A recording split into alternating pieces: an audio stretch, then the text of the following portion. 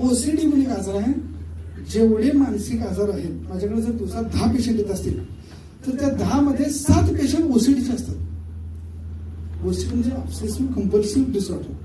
Obsessive म्हणजे काय, मनामध्ये एखादा विचार येतोय आणि ते विचार जसा आलाय तसं केल्याशिवाय त्याला चेन पडत नाही.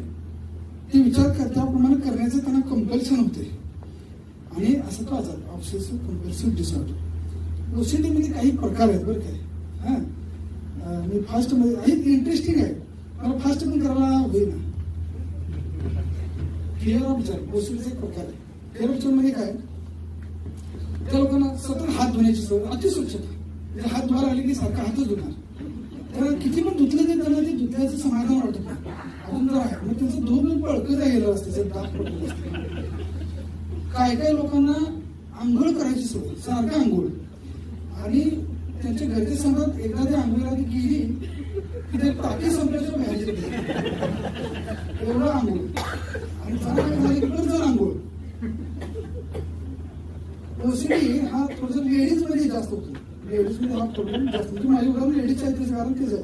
लेडीज मध्ये हा प्रॉब्लेम असतो, सेन्सिटिव्ह असतो. लेडीज मध्ये व्हायचा इतर पण कारण आहेत. म्हणजे स्टार्टिंगला हार्मोनल चेंजेस होत असतो त्यावेळेला, पहिल्या डिलिव्हरीच्या वेळेला हार्मोनल चेंजेस होत असतो त्यावेळेला म्हणजे